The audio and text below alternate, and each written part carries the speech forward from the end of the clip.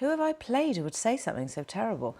Next. This is hilarious. I love this game. I can hold my breath for 7 minutes and 15 seconds. Oh my God. I want you to draw me like one of your French girls. That's Rose in Titanic. Jack, I want you to draw me like one of your French girls. People don't particularly quote lines from Titanic to me, but people will almost always tell me about their experience of seeing Titanic for the first time. With the re-releases of Titanic that have existed over the years, there's a whole other generation of young people who are now loving that film, and it's the gift that keeps giving, you know, and it's obviously informed so much of my entire career, so I just feel enormous gratitude for all of it. This is hilarious. I love this game. If being crazy means living life as if it matters, then I don't care if we're completely insane. Was that the character of Sarah in Little Children? Okay, hold on, let me try again. If being crazy means living life as if it matters, then I don't care if we're completely insane. Is it Clementine Eternal Sunshine? Okay, let me try again. If being crazy means living life as if... It's definitely an American accent. Oh, it's Rose in Titanic again. Oh. Oh my God, so it's Revolutionary Road. Oh yes, that's right. Did I really say that line in Revolutionary Road? If being crazy means living life as if it matters, then I don't care if we're completely insane. Working with Leo for a second time on Revolutionary Road was really, really amazing and kind of interesting because we had evolved so much as people and as actors, I think. And we had to be very, very close on Revolutionary Road because we had to be so hard on each other. And it was an immensely emotionally challenging experience for both of us. Leo and I are able to really push each other. And also I think because we have known each other for such a long time, we know each other so well. So I can sort of see the shape of his eyeball change and I will know what that means or what he's thinking. And I would say probably he would feel the same about me. You're supposed to be the leading lady of your own life, for God's sake. That was said by my character Iris in The Holiday. Next.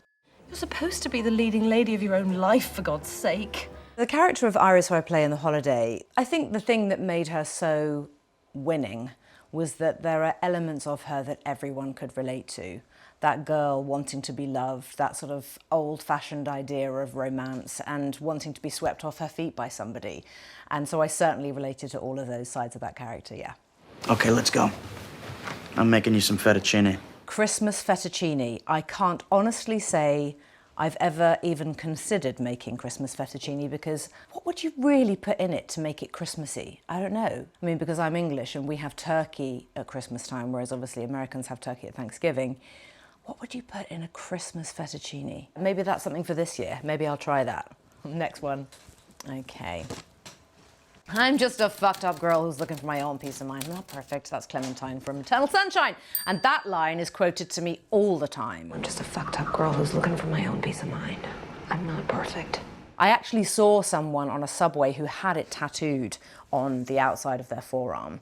So, and people put it on t-shirts, everything. So that has actually strangely become really quite a famous line, in my life anyway, because people say it to me a lot. My two older children, Mia and Joe, when they were in their teenage years, they and their friends very much discovered Eternal Sunshine and the soundtrack in particular. And so I would hear their friends saying these lines all the time. And I was like, God, I didn't anticipate that that would happen because my son Joe wasn't even born when we made the film and Mia was only 2. So yeah, that's become quite a key line in my life actually. This is a fun game. I'm liking this. The future belongs to those who know. The future belongs to those who know where they belong. That is Janine in Divergent. Definitely. The future belongs to those who know where they belong. I think if I was to pick my faction, I'm definitely Divergent. But then I think, aren't most actors? Surely. I don't think any of us would consider ourselves to be erudite in any way. I certainly wouldn't. This is a really great, fun, silly game. Always resignation and acceptance, always prudence, honour and duty, Eleanor. That is Marianne Dashwood in Sense and Sensibility. That's quite impressive, you know, that is nearly 30 years ago. Always resignation and acceptance. Always prudence and honour and duty. Sense and Sensibility came at a time in my life when I was really at the very, very beginning of my career. You have to remember, back in those days, for young actresses in particular, there wasn't very much work to go around. So having a career in acting was something that, you know, one's parents would say, oh, you really should have another string to your bow. I'm not sure, it's a very hard life for an actor. We didn't have streaming services. We had 3 television channels in this country. There was occasionally a big film that might come along and some sort of small independent films, if you were lucky, and voiceover work. So there was really very little to go around. And I just remember every day on Sense and Sensibility thinking, I'm sure they read the wrong name off the list and they phoned me up by accident and gave me the part, but actually they were too embarrassed to say that they'd made a mistake and they'd meant to cast somebody else. So I spent most of my time on that shoot having an amazing time, a lovely time, and I learned so much, but also just thinking, why the hell am I here? What the fuck am I doing here? How on earth did they cast me? And having to step up to the plate. I mean, I was every day surrounded by these serious pedigree actors, Emma Thompson, Hugh Grant, Alan Rickman. I remember meeting Alan Rickman. It's the only time really in my entire career that I can honestly say I did slightly feel my legs go from under me and I had to really keep it together. He just had that imposing, extraordinary presence. It was a proper pinch me dream come true moment. She was my spirit sister. That is Ronal in Avatar 2. God, I'm quite glad I can remember these. She was my spirit sister.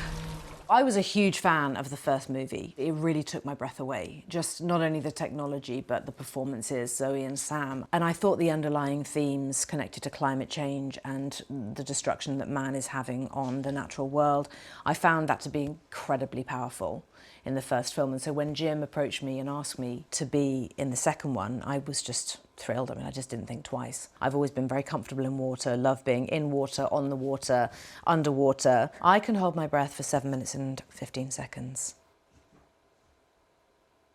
Next one. You don't have the power to upset me. You don't matter enough to upset me. Ah. You don't have the power to upset me. You don't matter enough to upset me. Who have I played who would say something so terrible? It must be, is it my character I played last year in The Regime? Hannah Schmidt said that? Oh yeah, okay, yeah. Clever, well done. God, how funny. God, how weird that I wouldn't remember that. You don't have the power to upset me. You don't matter enough to upset me. Being in films that are recognised enough that nominations happen for things, that in and of itself is an experience, because you really don't go into making a movie with that in your mind at all. All you're thinking is, oh God, please don't let me fuck this up. And actually to win an Academy Award for that film, which was extremely difficult for me, it was a very rewarding feeling. The computer in 2001 said hello all at this. The computer in 2001 said hello all the time, and it still scared the shit out of me. That's Joanna Hoffman in Steve Jobs. The computer in 2001 said hello all the time, and it still scared the shit out of me. Absolve me. Like the rest of us, I do have an iPhone. I have such a love-hate relationship with it. Every year I think, okay, that's it, I'm getting rid of this thing, this is crazy. Actually, I just had a vacation with my family where we were on a boat in Alaska for 10 days with no Wi-Fi, no cell reception at all. And it was remarkable how easy it was to switch off. I didn't feel the need to check email or WhatsApp. So I thought, well, if it was that easy then, surely I can build that structure into my life. Doing something great is overrated because then people expect that from you all the time. What they don't realise is that you're just as screwed up as they are. That has got to be Clementine from Eternal Sunshine as well. Okay, so no. Doing something great is overrated because then people expect that from you all the time. Oh, it's Mare. It's Mare. Yeah. Doing something great is overrated. Because then people expect that from you. Oh, God, I remember shooting that scene as well. It was absolutely freezing cold. We were so cold, our faces were going blue, and it took me ages to warm up afterwards, I remember. But yeah, it's a good scene, that. I like that scene. Best for last. All the best people have bad chests and bone diseases. It's all frightfully romantic. That is Juliet in Heavenly Creatures. God, so I only got 2 wrong. All the best people have bad chests and bone diseases. It's all frightfully romantic. I wanted to go into acting because, quite honestly, so many people in my family were doing it. I just thought, oh, I want to do that. That seems like fun. And I had just grown up around it. But I had grown up around people who were doing it because they loved it, not because it was in any way financing their life. And so I had a really great association with what it meant to be an actor. It meant having fun, it meant playing characters, it meant dressing up, it meant being somebody else, it meant being inventive and creative. That's what I wanted to do. I think advice for my younger self, I would probably just say, just relax and enjoy it. Just relax and enjoy it. You know, when you're a young person starting out in the industry, it feels incredibly stressful. I also think back then there was much more scrutiny about how women looked physically, and I definitely suffered under the kind of gaze of that. But I am proud and thrilled that I think the work that has been done, some of the things that hopefully I have said may have contributed over the years to perhaps softening that path and creating a shared space for younger actresses where they feel nothing other than celebrated and heard. And that's amazing. Like, if I died tomorrow, I'd be happy that I might have in some way been able to play a part in making things easier.